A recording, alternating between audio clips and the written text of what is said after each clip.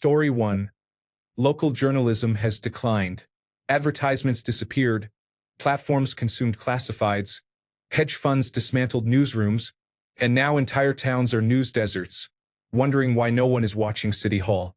Story 2. The restaurant industry, especially small family-owned establishments, faces challenges. People see packed dining rooms on weekends and assume everything is fine, but many places are barely breaking even. Story 3. Bike shops experienced significant growth during the pandemic and could not keep up with the demand. Now the market is saturated with bicycles, and fewer people are riding them since they have returned to work. Story 4. Radio. My dad and grandfather both worked in the broadcast radio industry, and today will tell you, the only reason it still exists is that it is put in every car for free. The day they stop that is the day radio dies. Story 5. Movie theaters. My dad and his brothers own a small chain in New Hampshire and Maine. The most successful theater is the one that has an arcade, bowling alley, and bar inside. They are basically keeping that theater and the other locations open. Story 6. Alcohol overproduction, a barrel surplus. Declining Generation Z interest in alcohol, and retaliatory tariffs have burdened distilleries. Story 7. Niche but the art market. The wealthy are too nervous to sell their pieces at auction, fearing they will not get a good price. As a result, the market contracts, causing more collectors to pull back, and the industry spirals downward. When rich people are worried about the economy, that is when we all need to start worrying. Story 8. I cannot believe no one mentioned research and education. Universities in the United States are experiencing their most difficult times. Almost all of them have some form of hiring freeze or workforce reduction. A significant portion of their funding is frozen, and enrollments are low. As a result, many research projects have stopped. Story 9. All of them seem to be by design. It is incredible how different life appears compared to when I was a child. I am 52 now, and either I am remembering things with an illusion of grandeur, or society has declined significantly since the early 2000s. Story 10. Bottom line, the vast majority of people's wages have not kept up with inflation in the cost of goods and services, leading many non-essential industries to decline across the board. This is the natural progression of capitalism. Story 11. The commercial art and graphic design world is being severely impacted by artificial intelligence. The really unfortunate aspect is that artificial intelligence systems were trained by companies illegally scraping original content from artists. First, these companies took their work without permission or payment, and now they are using that work to put the artists out of business. Story 12. Healthcare. It may seem like different providers are earning a lot, but insurance companies are harming many of us. We often do not get reimbursed for the work we actually do. Sometimes we end up losing money on a test or medication because insurance companies decide what they want to reimburse. For example, if we buy a medication from a medical supplier for $500 and the insurance company decides the allowed amount is $450, we lose $50 and may not get paid for the service provided. This situation is causing small businesses to struggle. While some areas still generate significant revenue, the system is becoming problematic and may soon face major difficulties. Story 13. In England, the childcare industry is struggling. Since the government is now introducing 30 free hours from 9 months old and is only paying nurseries and preschools £5 an hour per child to fund this, many nurseries and preschools will go bankrupt and shut down. No childcare businesses running anymore means many mothers will have to stop working, causing a huge crisis across England. Thank you, government. Story 14. The music industry is in total shambles right now. The transition from physical record sales to streaming royalties has completely changed the industry. Potential earnings from music are far lower than they used to be. Story 15. Healthcare is on the brink of a very real problem. The outlook is not positive with the upcoming reimbursement changes. Rural medicine is at serious risk. Story 16. Auto industry, at least in the United States. No one knows what direction is up with electric vehicles. Automakers let current models drag on for much longer than normal because of the coming demand for electric vehicles. Then they launched electric vehicles and found consumers are not buying them. Combine that with a new administration that is strongly opposed to electric vehicles, and automakers are keeping the old car models around even longer. Suppliers who build capital equipment to manufacture cars in the meantime are trying to stay afloat on scraps, and many are going under. Meanwhile, BYD and other Chinese electric vehicle manufacturers are getting far ahead of anything offered for sale in the United States, so when they enter the market, they will probably severely impact the entire domestic industry. This industry accounts for about 10% of the national gross domestic product. It is a very bad situation that people are not discussing properly, and no one seems to be figuring out how to keep the country competitive. Story 17. The bourbon industry is facing significant challenges. Despite popular belief that it is thriving, it is actually experiencing a severe decline. Overproduction, Generation Z's declining consumption, and global tariffs are causing rapid deterioration. Story 18. The total job losses are likely several hundred thousand. This is a permanent end to one of the great American institutions. Donald Trump is withholding funding until universities eliminate campus groups such as Black student unions or groups for Native Americans. Stephen Miller's organization is suing multiple universities to seek settlements. Donald Trump and associates cannot explain what diversity, equity, and inclusion is. My own laboratory was basically shut down over diversity, equity, and inclusion concerns, but I do not understand how our work could be characterized as diversity, equity, and inclusion. Story 19. Tourism in the United States. As someone who lives and works in a large tourist city, it is wild to see that the hotel where I worked during past summers was consistently sold out. Yet this summer we barely reached 60% occupancy. Story 20. The ski industry in the United States is struggling for several reasons.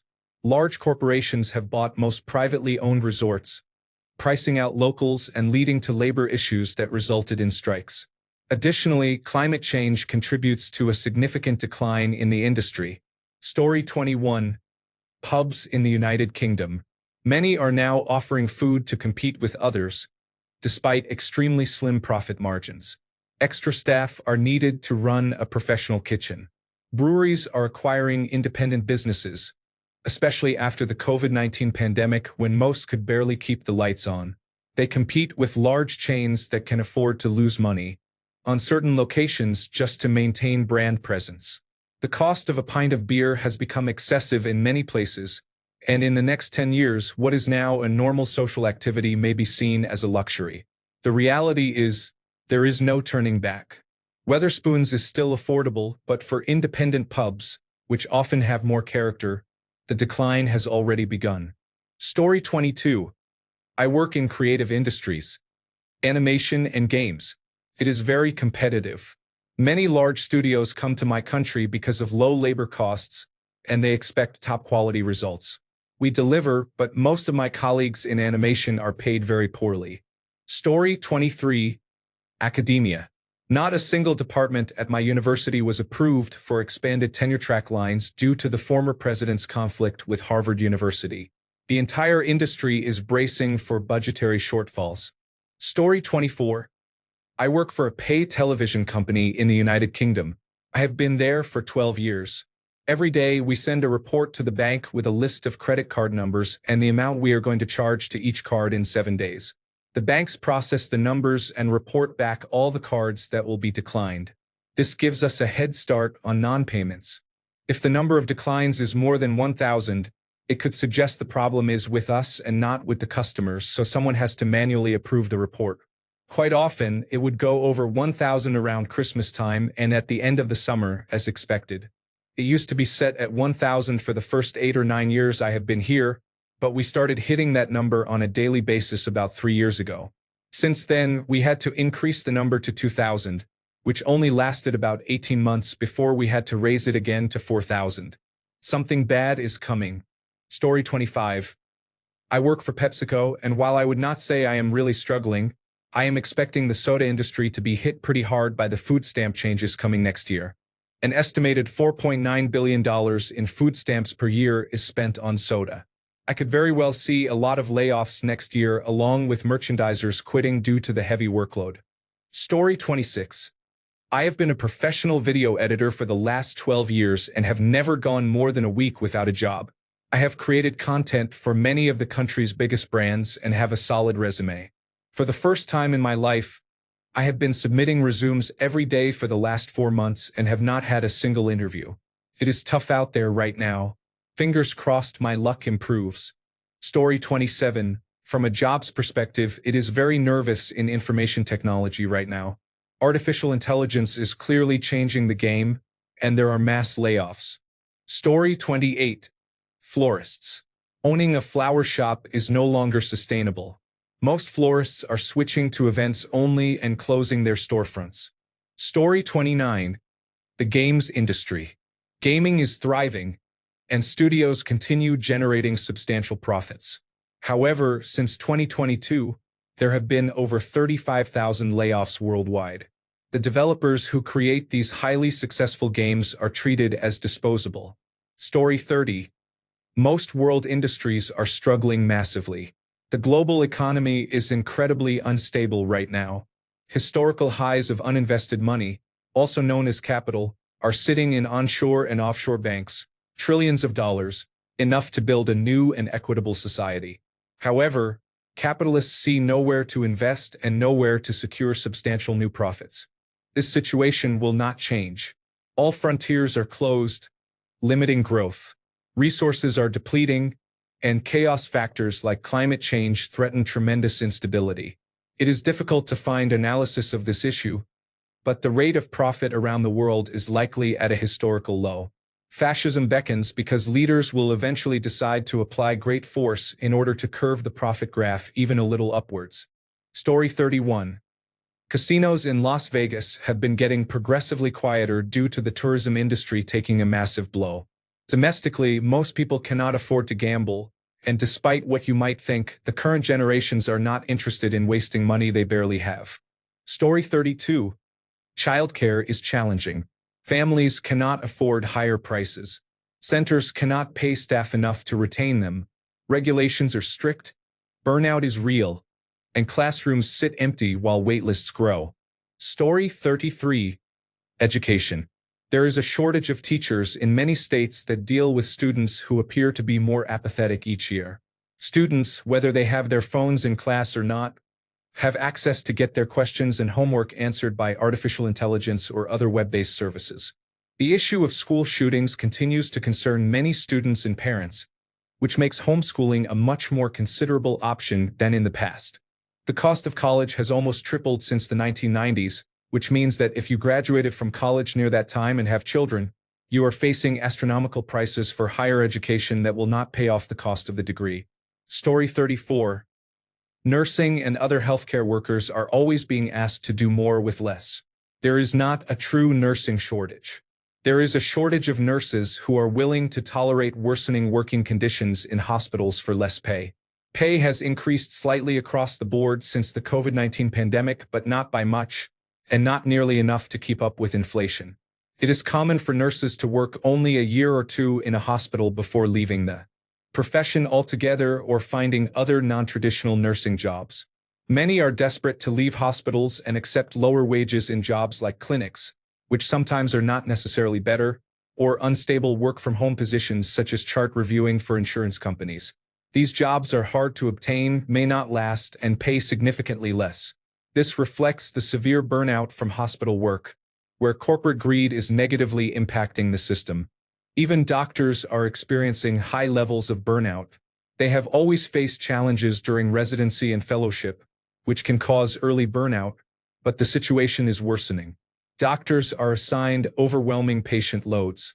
Although they are well paid, the cost to their well-being is high. Many doctors are choosing less traditional work, such as locum tenens positions, working hard part of the year and resting the rest, or working part-time to reduce stress, while maintaining a sufficient income. In some hospitals, doctors often do not remember patients when contacted because they see too many daily cases. This situation is even more extreme for surgeons and other procedural doctors, who can be on duty for more than 24 hours straight performing surgeries and procedures. This raises serious concerns about patient safety during critical times. However, hiring additional staff for separate shifts is considered too expensive. Meanwhile, health insurance companies and hospital executives continue to profit greatly, with large bonuses remaining untouched despite the financial strain on healthcare workers. Story 35. Strip clubs. Many are closing. Ubiquitous free pornography, subscription fan services, and massage parlors are all impacting this form of entertainment. Additionally, people do not drink as much. People have fewer friends, so few, if any, attend a boys' night at these venues. In my city, I would say maybe half of the strip clubs have closed in the past 10 years, and nobody is opening new ones. Story 36. Almost every sector and industry is struggling. Large-scale capital investors and owners, such as private equity firms, are increasingly buying industries and trying to increase profits at the expense of long-term growth. The government has decided to play no role in future investments except for providing significant tax breaks and incentives for the largest technology companies. None of this investment will benefit the working class. Almost all white-collar industries are outsourcing extensively to lower-cost countries and laying off workers, even as quarterly profits remain very high. The United States has largely closed its economic and literal borders, which is raising prices and damaging most industries that depend on global supply chains, which includes nearly all industries. A better question is which industries are doing well. Data centers are experiencing a significant boom due to the artificial intelligence industry, which requires massive amounts of power and energy to operate. Story 37. Healthcare is in a serious decline, and it is going to get much worse after the One Belt, One Road initiative. There will be truly third-world conditions in hospitals in the next 10 years. Story 38. Entertainment, film, and television. Almost all of the shows and movies you watch, particularly in the United States, are financed by United States studios and shot outside the country, with even post-production and visual effects being done in Europe, the United Kingdom, India, and China. These movies and shows used to employ thousands of United States workers and laborers whose jobs have now been outsourced. You would never know it because the actors speak in American accents and the sets are designed to look like places in the United States. If you look at the end of the credits, you can see which foreign countries provided the studios with more than 30% tax rebates to make their show there. Story 39. Emergency medical services were expected to grow due to the aging population. However, low and stagnant wages, overwork, lack of benefits, and reductions in insurance reimbursements have caused these services to struggle with recruiting and retaining employees. Additionally, most states do not consider emergency medical services as essential as fire or police departments, resulting in insufficient government funding. Most emergency medical services in the United States are volunteer-based. Even paid services often do not provide livable wages, leading to high turnover and recruitment difficulties. There is simply no financial incentive, and many employees are leaving. In New York City, we are facing a crisis. Story 40. Cybersecurity. Most companies will not spend money on security unless it is a business enabler that generates revenue. A few businesses invest in compliance as a sales tool or to meet regulatory requirements. However, compliance is often superficial. Artificial intelligence tools can help achieve SOC 2 certification with minimal effort. On the other hand, there is still money to be made in cybersecurity insurance and certifications that offer little practical value. Story 41. Retail pharmacy. Insurance has taken most of the profits. There are very good reasons why Rite Aid is no longer successful. Story 42. American car industry self-inflicted problems like pricing people who just want an affordable car out of the market. Story 43. Nonprofit organizations have always faced challenges, but those that especially relied on federal funding are currently in serious trouble. Organizations dependent on state funding remain uncertain because much of that state funding originally came from the federal government. The only ones that might be okay are those that are self-funded or privately funded, but that is a rare situation. It is interesting because when I talk to people about this, they often respond with views like, I don't think it was that necessary and the government should not be funding it, or if they provide a service people need, then the private sector will pay for it. However, many people, including Americans in general, do not realize how much these organizations depend on government funding or how essential they are in supporting many citizens. The country no longer has enough community centers or churches providing these services. So when nonprofit organizations close, many local services will no longer be available. Story 44. How about most of them? But Trump is playing seven-dimensional chess, so we all do not realize that crushing all businesses is the way to save all the businesses. Says the guy with no teeth in his $80,000 house with rusted-out Ford cars in the yard. Story 45. The hollowing out of the middle class in America is destroying all the industries that sold to that group of consumers. As detailed in the responses here, all the entertainment industries, which is where people spent discretionary income, are dying as fewer people have income to spare. Story 46. Despite the popularity of DoorDash or Uber Eats, every delivery driver is making significantly less. I can confirm, I have been doing delivery for over 14 years. Tips improved significantly during the pandemic, but have leveled off in the last year. Story 47. Whiskey in Kentucky. 20% of their sales were to Canada alone. Now that Canada has removed their products from the shelves, and other countries are boycotting American products, several large whiskey distilleries have declared bankruptcy. Another consequence from Donald Trump to Kentucky. Story 48. Bookstores have been quietly declining for years as more people buy online or read digitally. Story 49. The entire economy is in serious trouble. There is no energy to explain why, but it is basically because there are too many people and no longer a need for as many workers. Story 50. Software developers. For years, we have been increasing their numbers but unable to meet the demand. Recently, everything changed, and now there is an oversupply of unemployable developers with student loans they cannot pay. Story 51. Years of medical research. A friend works at a university laboratory. They are losing funding. They have years of samples and research that will be destroyed because there is nowhere to store them at the required temperature. Science is about to take a big step backward. Story 52. In Canada, cannabis. When cannabis was first legalized, there was a huge surge in new dispensaries and growers, and a mini cannabis stock boom.